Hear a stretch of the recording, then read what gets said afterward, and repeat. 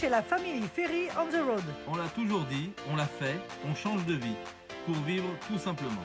On vous emmène avec nous en route pour la liberté.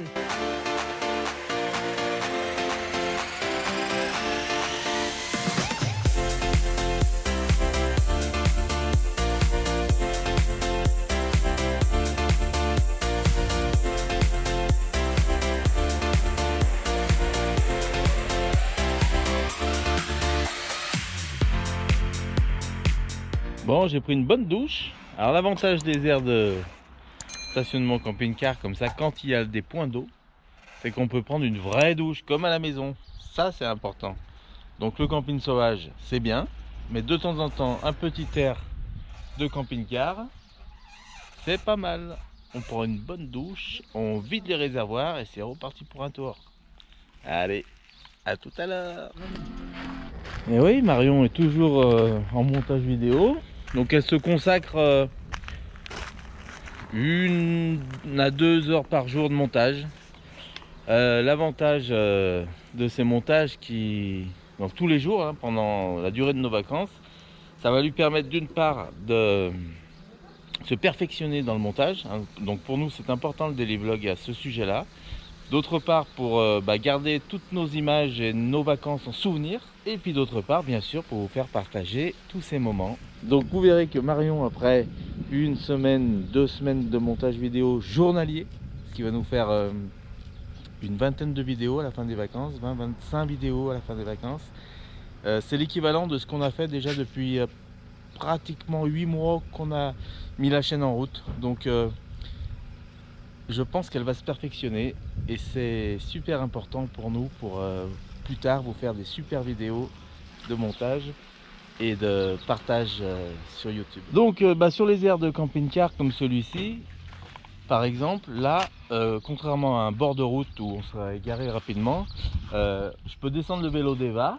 Hein Eva, on va descendre ton vélo? Oui. Je vais descendre le vélo d'Eva et c'est comme une petite copropriété, un petit lotissement en fin de compte ici. On est tous l'un à côté de l'autre dans des emplacements qui sont quand même assez grands. Regardez ça, avec l'eau à proximité.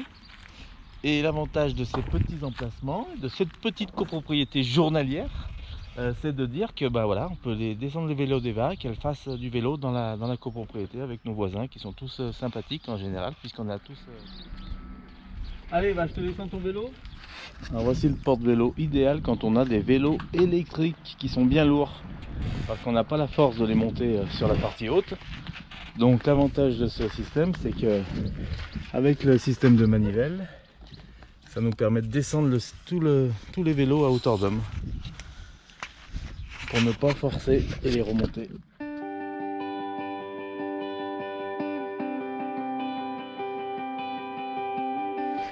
Ah, elle se régale là. Allez, je laisse ma petite femme en montage vidéo. Et eux, ils vont chercher le pain à vélo. Et on va chercher le pain au village, c'est parti! À tout à l'heure.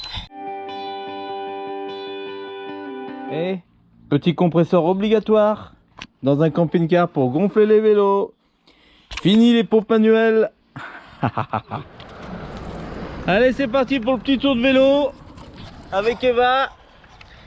Toujours la consigne de se serrer bien à droite sur les routes départementales. Mais ça va.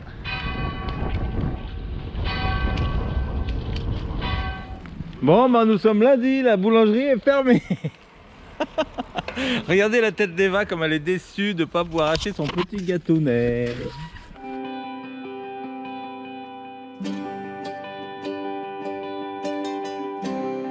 L'avantage des petits villages comme celui-ci ou comme bien d'autres, c'est quand on arrive dans des petites épiceries locales, on a souvent des produits régionaux, des produits régionaux de bonne qualité, donc on en profite pour faire un petit achat.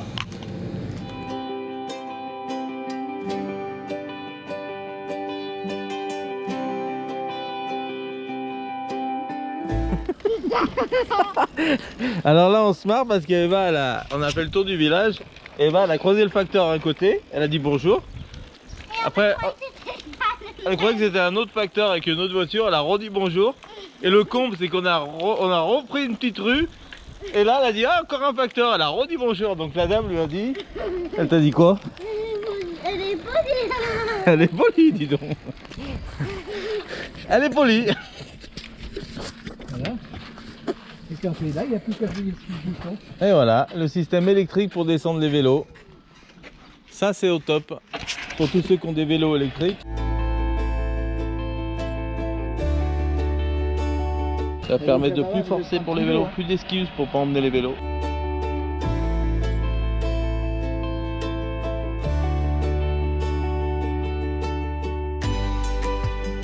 C'est hyper pratique pour tous ceux qui ont des vélos électriques, qui ont besoin de les emmener, de ne pas forcer pour les mettre en hauteur. C'est très bien pour ça.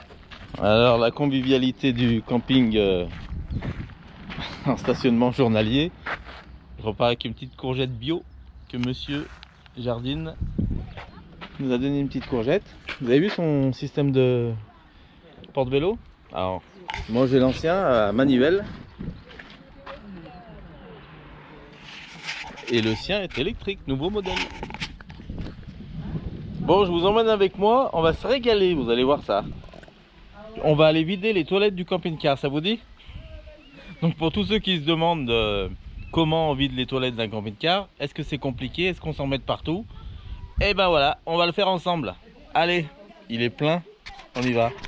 Pour info, c'est pour nous 5 jours d'autonomie pour ce genre de cassette, puisque c'est un WC à cassette, vous allez comprendre pourquoi. Donc je me dirige vers le camping-car sur le côté latéral gauche, où je vois une trappe. Oh, la trappe des WC, c'est dégueulasse, on va s'en mettre de partout. Mais non, vous inquiétez pas, on l'ouvre, derrière la cassette.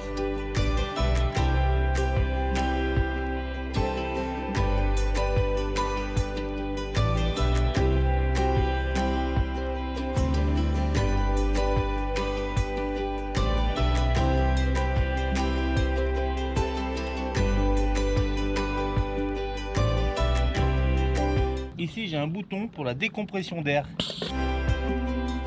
Je mets un petit peu d'eau dedans et je rince. Sans se salir les mains. Il est mieux de mettre des gants. Allez, on ramène la cassette.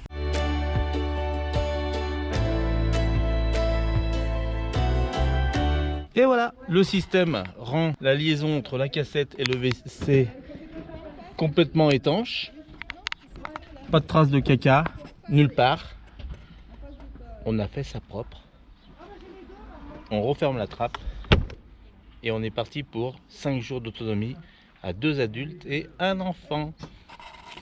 Donc on est pas mal en autonomie. Moi ce que je dis toujours, c'est de... Là j'ai une chasse électrique dessus. Quand on tire la chasse, bien sûr ne pas trop mettre d'eau dans la cassette. Donc ce que je conseille pour le pipi.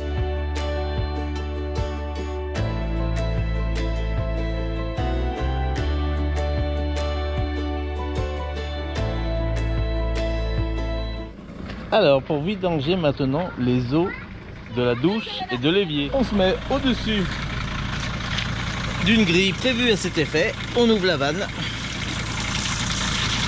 et les eaux coulent. Là on vidange la douche et le lavabo. Douche, lavabo, voilà. Donc c'est pas de l'eau, c'est pas du caca, mais c'est de l'eau sale, bien sûr. Alors, je connais pas la contenance exacte, mais je crois qu'on a 150 litres d'eau usée. Alors, ce que je conseille aux gens, aux camping-caristes, alors ceux qui ont l'habitude, ils m'écoutent pas, bien sûr. Et ceux qui n'ont pas l'habitude, c'est l'idéal, c'est de ne pas rouler avec les eaux grises pleines tout le temps, puisque ça fait de la charge en plus sur le véhicule, puisque 150 kg c'est pas rien quand même. Voilà, donc quand vous pouvez vidanger, n'hésitez pas à le faire le plus souvent possible dans des stations prévues pour... Ça prend 5 minutes et c'est vite fait. Et c'est pareil, hein, c'est pas très salissant non plus. Donc toujours la petite paire de gants que je mets pas, parce que j'ai l'habitude d'avoir les mains dans les travaux et ça me choque pas trop en fait. Voilà. Bon, et ben ça y est, départ de notre camping-car, direction Montluçon. Allez, c'est parti.